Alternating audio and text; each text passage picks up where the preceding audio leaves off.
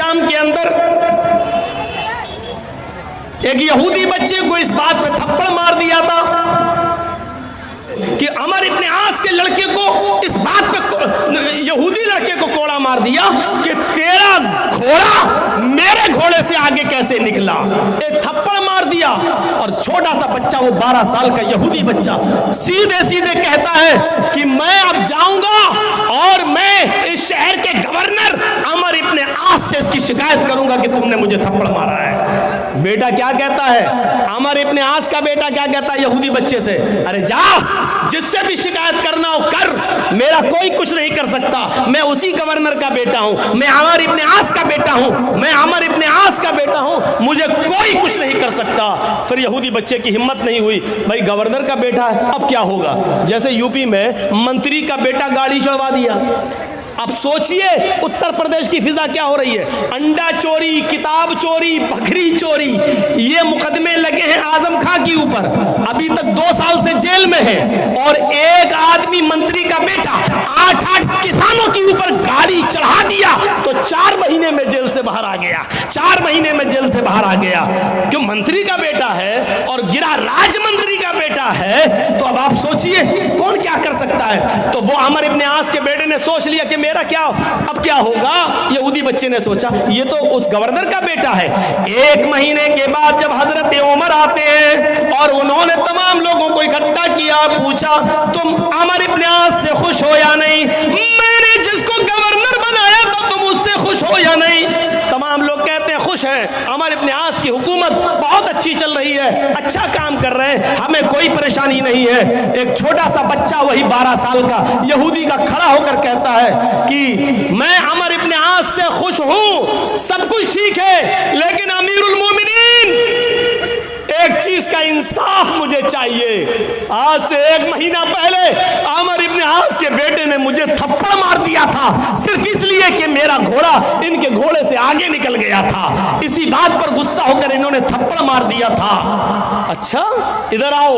اس 12 سال کے بچے کو بلایا اور یہودی بچے کو بلایا, ادھر آؤ, اپنی گود میں بٹھایا, پوری بات بتاؤ. پوری بات بتائی. کہا کہ عمر ابن عاص کے بیٹے نے مارا. کہا پھر تم نے شکایت کیوں نہیں کی؟ کہا اس لیے نہیں کی کہ عمر ابن عاص کے پاس جب میں آ رہا تھا تو عمر ابن عاص کا بیٹا مجھ سے بولا میرا کچھ نہیں ہوگا, میں عمر ابن عاص کا بیٹا ہوں, میں گورنر کا بیٹا ہوں, میرا کوئی کچھ نہیں کر سکتا. فرمایا اچھا چلو 1 تھپڑ مارو. 1 تھپڑ عمر ابن عاص کے بیٹے کے مارا گیا, زور سے تھپڑ لگایا گیا. جلاد نے تھپڑ لگایا. پھر عمر ابن عاص سے کہا آپ بھی ادھر آئیے. عمر ابن عاص نے کہا مجھے کیوں؟ جلاد سے کہا 1 تھپڑ اس کے باپ کے بھی مارو, اس گورنر کے بھی مارو. پوچھا ایسا کیوں؟ کہا پہلے تھپڑ کھاؤ اس کے بعد بتاتا ہوں. 1 تھپڑ عمر ابن عاص کے بھی پڑ گیا. عمر ابن عاص نے کہا آپ کا انصاف تو ٹھیک ہے, بیٹے نے مارا تھا, بیٹے کو مارا گیا, لیکن مجھے کس لیے مارا گیا ہے اے امیر المومنین, کیا آپ یہ بتائیں گے؟ فرمایا ہاں تمہیں اس لیے مارا گیا ہے کیونکہ تم نے اپنے بیٹے کو صحیح تعلیم نہیں دی ہے, تم نے اپنے بیٹے کو صحیح تربیت نہیں دی ہے, تم نے اپنے بیٹے کو صحیح درس نہیں دیا ہے. تمہارا بیٹا یہ کیسے بولا کہ میں اس شہر کے گورنر کا بیٹا ہوں, میرا کوئی کچھ نہیں کر سکتا؟ اس کا مطلب یہ ہے کہ تم نے ان کو اسلام کی تعلیم نہیں دی ہے, ان کو تم نے اسلام کی دعوت نہیں دی ہے, ان کو بتایا نہیں ہے کہ اسلام میں امیری غریبی کچھ نہیں, چھوٹا بڑا کچھ نہیں ہوتا ہے, سب برابر ہے. آپ کے بیٹے کو یہ تربیت کہاں سے ملی کہ میرا باپ گورنر ہے, میرا کوئی کچھ نہیں کر سکتا ہے؟ تم نے اپنے بیٹے کو صحیح تعلیم نہیں دی ہے, اس لیے یہ تھپڑ تمہیں مارا گیا. اب آئندہ تم اپنی اولاد کو بھی صحیح تربیت دو گے.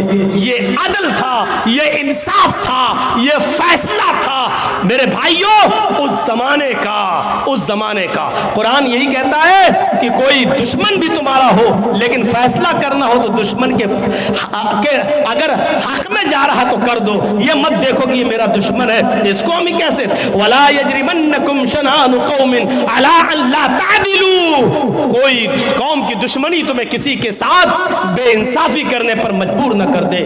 ایک اور چیز قرآن کہتا ہے، قرآن نے یہ بات بتائی ہے اور اس بات پر ہم آپ کی بات تھوڑا سا رکھ لیں گے، ویدوں کے منتر بھی چلو اس میں ہم تھوڑے سے جوڑ دیں گے۔ میرے بھائیوں، یہاں پر قرآن نے دشمنی کی ایک وجہ یہ بتائی ہے کہ دشمنی کب ہوتی ہے لوگوں کے درمیان، اس کے جڑ کو ختم کر دیا ہے، اور اس کے جڑ کو ختم کرتے ہوئے کیا کہا؟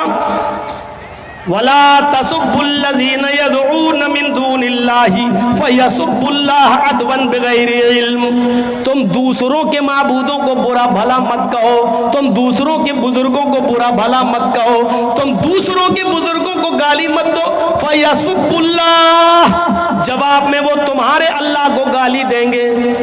بھائی تم، اللہ کے نبی نے فرمایا تم کسی کی ماں کو گالی مت دو، تو صحابی نے پوچھا اللہ کے رسول، اللہ کے نبی نے کہا کہ تم اپنی ماں کو گالی مت دو، تو صحابی نے کہا اللہ کے رسول اپنی ماں کو گالی کون دے گا؟ ایسا کون نالائق بیٹا ہوگا جو اپنی ماں کو گالی دے گا؟ تو اللہ کے نبی نے کہا تم کسی کی ماں کو گالی دو گے، کسی کو اس کی ماں کی گالی دو گے، جواب میں وہ تمہیں تمہاری ماں کی گالی دے گا، تو اس کا مطلب کیا ہوا کہ تم نے اپنی ماں کو گالی دی۔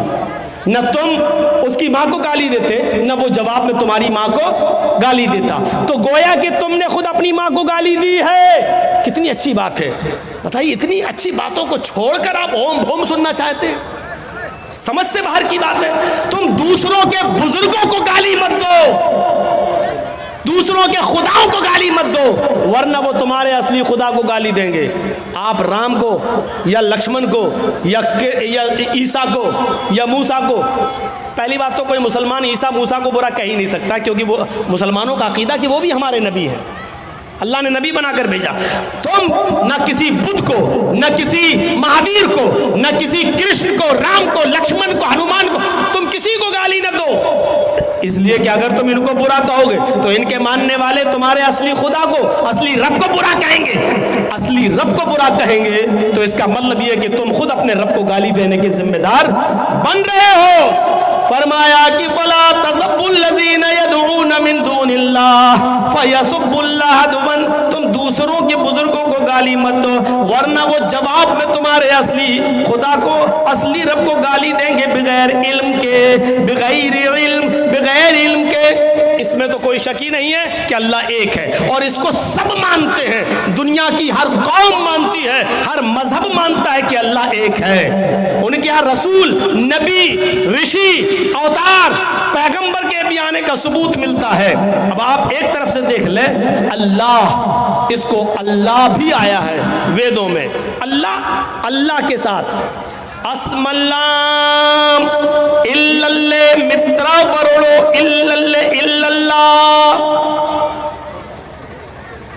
دیکھ رہے ہیں آپ، اسم اللہ اللہ مترا ورڑو، اس دنیا کا بنانے والا اللہ ہے، اللہ کے شبد کے ساتھ آیا ہے، اللہ کے شبد کے ساتھ، اللہ مترا ورڑو اللہ، اس کے اترکت کوئی اللہ نہیں ہے، اس کے علاوہ کوئی نہیں ہے، اس کے علاوہ کوئی ہے ہی نہیں، یہ اللہ کے ساتھ آیا ہے، ایشور کے ساتھ بھی آیا ہے، پربھو کے ساتھ بھی آیا ہے، بہت آیا ہے، اور اگنی کے ساتھ بھی آیا ہے، اگنی کے ساتھ بھی آیا ہے۔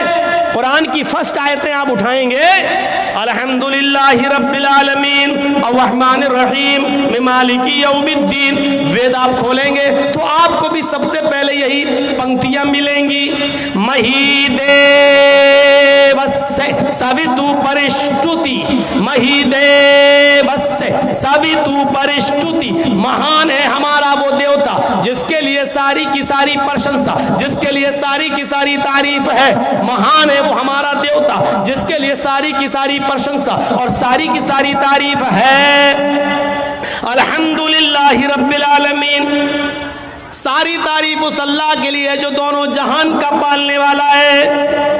اس کے بعد دوسرا منتر وید میں، بسر دیامانا، وہ بڑا دیالو اور کرپالو ہے، بسر دیامانا، اس سے زیادہ دیالو اور کرپا کرنے والا کوئی ہے ہی نہیں، الرحمن الرحیم، وہ بڑا رحم کرنے والا، انتہائی مہربان ہے، اس سے